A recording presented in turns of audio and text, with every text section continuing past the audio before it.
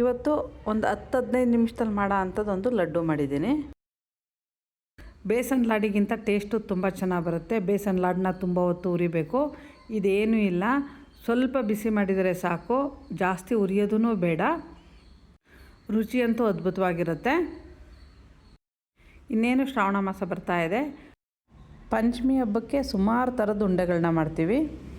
ಈ ಸಾರಿ ಈ ಉಂಡೆನೂ ನಿಮ್ಮ ಪಂಚಮಿ ಹಬ್ಬದಲ್ಲಿ ಮಾಡ್ಬೋದು. ಸುಲಭವಾಗಿ ಮನೆಯಲ್ಲಿರೋ ಸಾಮಗ್ರಿಗಳಲ್ಲಿ ಬೇಗ ಮಾಡ್ಬೋದು. ಎಲ್ರಿಗೂ ನಮಸ್ಕಾರ, ನಾನು ಅಂಬಿಕಾ ರಾಜ್. ನಿಮ್ಮೆಲ್ರಿಗೂ ನನ್ನ ಈ ಚಾನಲ್ಗೆ ಸ್ವಾಗತ. ಮಿಕ್ಸಿ ಜಾರ್ಗೆ 3 ಕಪ್ನಷ್ಟು ಹುರ್ಗಡ್ಲೆ ಹಾಕ್ಕೊಂಡು ನುಣ್ಣಕ್ಕೆ ಬೀಸ್ಕೊತಾ ಇದ್ದೀನಿ. ನಾನಿಲ್ಲಿ ಮಾಡ್ತಿರೋದು ಮೀಡಿಯಮ್ ಸೈಜ್ದು, ಸುಮಾರು ಒಂದು 20 ಲಡ್ಡು ಆಗುತ್ತೆ ಅಷ್ಟೇ. ಅದರ ಅಳತೆ ನಾನಿಲ್ಲಿ ತೋರಿಸ್ತಿದ್ದೀನಿ. ನಿಮ್ಗೆ ಇನ್ನೂ ಜಾಸ್ತಿ ಬೇಕು ಅಂದರೆ ಇನ್ನೂ ಜಾಸ್ತಿ ಮಾಡ್ಕೊಬೋದು.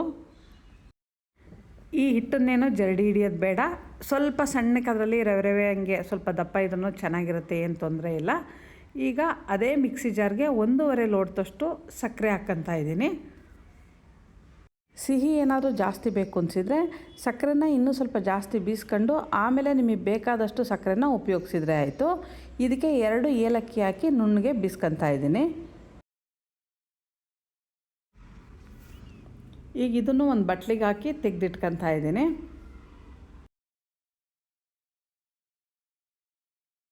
ಈಗ ಒಂದು ಬಾಣಲಿನ ಕಾಯ್ಲಿಕ್ಕಿಟ್ಟು ಅದಕ್ಕೆ 1 ಲೋಟದಷ್ಟು ಕರಗಿರೋ ತುಪ್ಪ ಹಾಕ್ತಿದ್ದೀನಿ.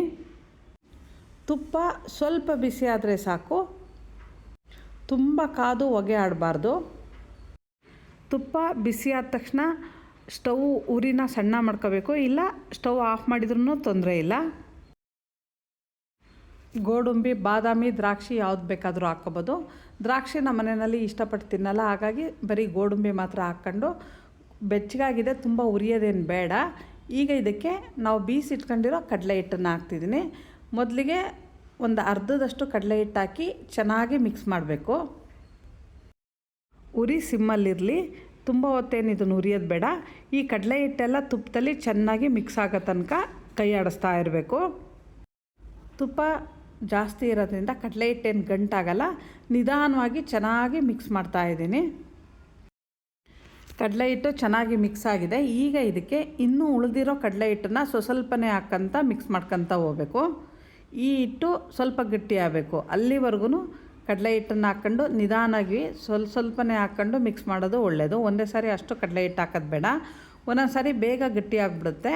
ಹಾಗಾಗಿ ಆ ತುಪ್ಪ ಎಷ್ಟು ಹಿಡಿಯುತ್ತೋ ಅಷ್ಟನ್ನೇ ಕಡಲೆ ಹಿಟ್ಟು ಹಾಕಿ ಮಿಕ್ಸ್ ಮಾಡ್ತಾ ಇರಬೇಕು. ನಾನೀಗ ಸ್ಟವ್ ಆಫ್ ಮಾಡಿಬಿಟ್ಟು ಇದನ್ನು ಹಾಗೆ ಮಿಕ್ಸ್ ಮಾಡ್ತಿದ್ದೀನಿ. ತುಪ್ಪದ ಬಿಸಿ ಮತ್ತು ಬಾಣಲಿ ಬಿಸಿನಲ್ಲೇ ಇದನ್ನು ಮಿಕ್ಸ್ ಮಾಡ್ತಾಯಿದ್ದೀನಿ.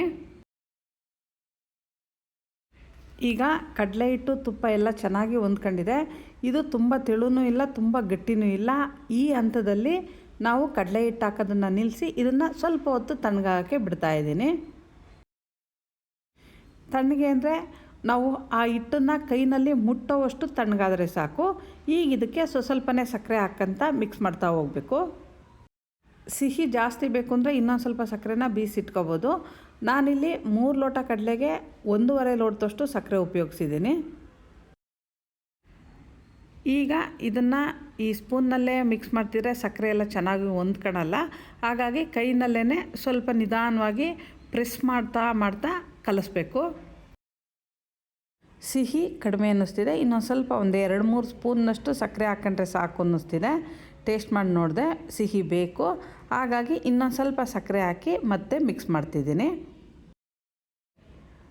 ಇದೆಲ್ಲ ಮಿಶ್ರಣ ಸ್ವಲ್ಪ ಬೆಚ್ಚಗಿದೆ ಅಷ್ಟೇ, ಬಿಸಿ ಇಲ್ಲ ಮತ್ತು ಪೂರ್ತಿ ತಣ್ಣಗೂ ಆಗಿಲ್ಲ. ಇದೆಲ್ಲ ಚೆನ್ನಾಗಿ ಹೊಂದ್ಕೊಳ್ಳೋ ತನಕ ಕಲಸಿ ಚೆನ್ನಾಗಿ ಹೊಂದ್ಕೊಂಡ ಮೇಲೆ ನಮಗೆ ಬೇಕಾದ ಆಕಾರಕ್ಕೆ ಉಂಡೆ ಮಾಡ್ಕೋಬೇಕು. ಬೇಸನ್ ಲಾಡು ಅಂದರೆ ತೀರಾ ದಪ್ಪ ಇದ್ದರೆ ಚೆನ್ನಾಗಿರಲ್ಲ. ಕೈನಲ್ಲಿ ಹಿಡ್ಕೊಂಡು ತಿಂದರೆ 2 ಗುಕ್ಕಿಗೆ ತಿನ್ನೋವಷ್ಟು ಸೈಜ್ ಇದ್ದರೆ ಸಾಕು.